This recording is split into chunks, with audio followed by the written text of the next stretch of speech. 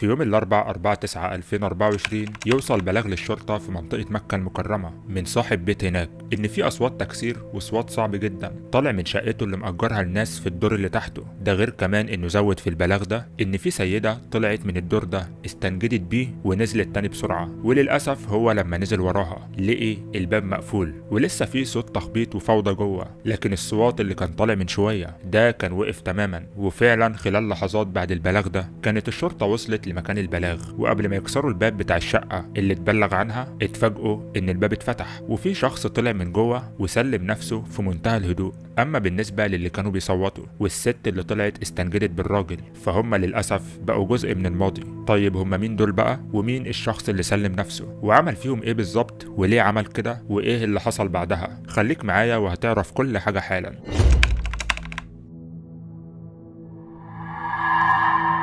ازيكم عاملين ايه؟ يا رب تكونوا بخير. قصة النهاردة أحداثها بتدور يوم الأربعاء 4/9/2024 وبالتحديد في منطقة مكة المكرمة في المملكة العربية السعودية. بس عشان تعرف القصة بالكامل تعال نرجع بالزمن ورا شوية في حدود 12 سنة تقريبا، لما كانت أسماء اللي في الصورة دي مقيمة مع أهلها في منطقة مشتول السوق التابعة لمحافظة الشرقية. وللعلم أسماء دي شخصية متعلمة وفاهمة، درست تمريض واشتغلت ممرضة، وكان معروف عنها أخلاقها الطيبة وسمعتها كويسة على لسان كل اللي يعرفوها. وتعدي الأيام على أسماء لحد ما يجي اليوم اللي يتقدم لها فيه واحد من منطقة تانية. اسم الشخص ده ما تمش الإعلان عنه فهنسميه مستر إكس. مستر إكس ده يا جماعة هو كمان خريج تمريض وشغال ممرض، لكن هو مش من مشتول السوق زي أسماء ولا من محافظة الشرقية كلها. مستر إكس كان من محافظة المنوفية، وبرغم إنه من محافظة تانية والمسافة بينهم مش قليلة لكن برضه هو راح لها البيت وتقدم لها بشكل رسمي. وبعد ما أهلها سألوا عليه كويس واطمنوا له خد منهم الموافقة وظبطوا مع أهله واتفقوا معاهم على كل حاجة، وفعلا تتم الجوازة بنجاح. ومن اللحظة دي بقى في حاجات كتير جدا اتغيرت في حياتهم هما الاتنين سواء أسماء أو مستر إكس. أولهم إنهم سافروا يشتغلوا بره وبالتحديد في مكة المكرمة في المملكة العربية السعودية. وبما إن أسماء ممرضة وجوزها مستر إكس هو كمان ممرض فهما الاتنين اشتغلوا هناك في نفس المكان، وتحديدا مستشفى اسمها مستشفى الزاهر في مكة المكرمة. وربنا رزقهم ببنت عندها 11 سنة دلوقتي وكمان ولدين تانيين أصغر منها، أصغر واحد فيهم عنده 3 سنين تقريبا. وزي أي بداية في الدنيا علاقتهم في البداية كانت كويسة ومستقرة وكل حاجة تمام، لكن للأسف الوضع ده ما استمرش كتير وبدأ يحصل بين أسماء وجوزها خلافات كتير، خصوصا إنه شخص عصبي. وحاولت على قد ما تقدر إنها تعدي الخلافات دي معاه عشان خاطر ولادهم ما يتربوش في عيلة مفككة. ده غير كمان إنهم بقوا مقيمين بره البلد فالوضع مش مستحمل أي نوع من الفوضى أو المشاكل بشكل عام. لكن للأسف مرة تانية انت مهما كنت حريص وانت ماسك النار بايدك برضه لازم هتتلسع. وده هو اللي حصل مع اسماء. الخلافات اللي بين اسماء وجوزها بدأت انها تكبر والاسباب تافهة جدا، والتعايش معاها فعلا بقى صعب جدا، خصوصا ان الخلافات دي اتطورت وبقى بيمد ايده عليها وتقريبا هو اتعود على كده. ومرة في التانية في التالتة قامت اسماء قالت خلاص كفاية كده وراحت واخدة بعضها وطلع على اسم شرطة في مكة مختص بالمنطقة اللي هم مقيمين فيها وهو اسم شرطة جرول، وراحت عاملة هناك بلاغ في جوزها انه بيتعدى عليها بشكل صعب جدا وانها ما بقتش قادره تتعايش مع ده. وطبعا بما انهم بره البلد وبما ان الموضوع وصل للشرطه فجوزها ما كانش بيلاقي قدامه مفر غير انه يعتذر لها ويتعهد لها انه مش هيمد ايده عليها تاني ويرجعوا مره تانيه لمكان اقامتهم مع بعض. ويعدي ايام واسابيع ويروح مكرر الموضوع ده تاني ويمد ايده عليها وتروح اسماء تاني تعمل بلاغ فيه. واستمر الوضع على كده فتره من الزمن حصلت خلالها سلسله من تعدياته عليها وسلسله من بلاغاتها ضده لحد ما وصلوا لليوم اللي فعلا ما كانش ينفع يتضاف لسلسلة تعدياته عليها أو بلاغاتها ضده ويعدي بشكل عادي كده. اليوم ده كان قبل شهرين تقريبا من اليوم اللي حصل فيه مشهد البداية، واللي حصل وقتها إن أسماء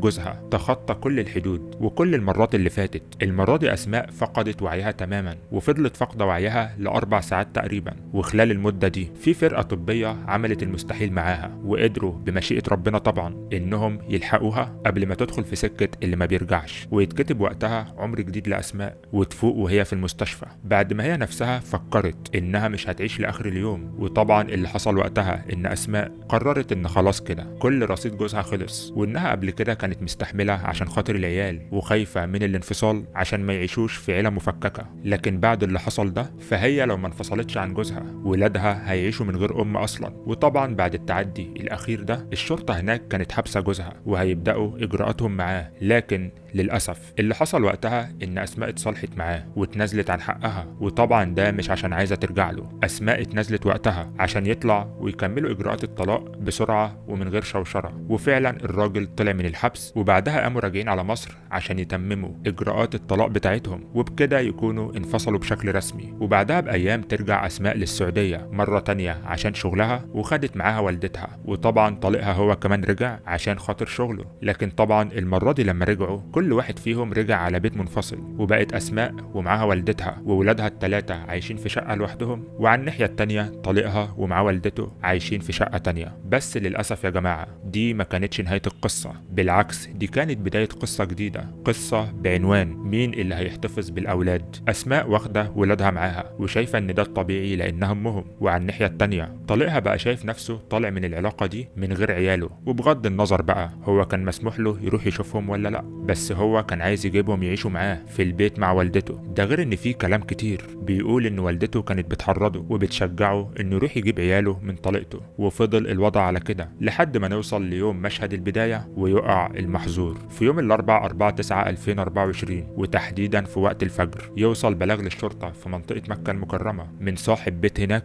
ان في اصوات تكسير وصوت صعب جدا طالع من شقته اللي مأجرها الناس في الدور اللي تحته. ده غير كمان انه زود في البلاغ ده ان في سيدة طلعت من الدور ده استنجدت بيه ونزلت تاني بسرعة، والسيدة دي كانت هي والدة أسماء. وللأسف هو لما نزل وراها لقي الباب مقفول ولسه في صوت تخبيط وفوضى جوه، لكن الصوت اللي كان طالع من شوية ده كان وقف تماما. وفعلا خلال لحظات بعد البلاغ ده كانت الشرطة وصلت لمكان البلاغ، وقبل ما يكسروا باب الشقة اللي اتبلغ عنها اتفاجئوا ان الباب اتفتح وفي شخص طلع من جوه سلم نفسه في منتهى الهدوء. اما بالنسبة للي كانوا بيصوتوا اللي هم أسماء نفسها ووالدتها فهم للأسف بقوا جزء من الماضي. واللي حصل وقتها ان الإسعاف حضرت ونقلت أسماء ووالدتها، وطبعا الشرطة فورا خدت طليق أسماء وطلعت بيه على الاسم. وهناك قدام جهات الاختصاص الراجل ما حاولش انه ينكر اي حاجة، واول ما بدأوا التحقيق معاه قال لهم انا اللي خلصت عليها وانا معترف بكل حاجة ومش هنكر اي حاجة. ويتضح ان طليقها ده بعد ما راح لأسماء البيت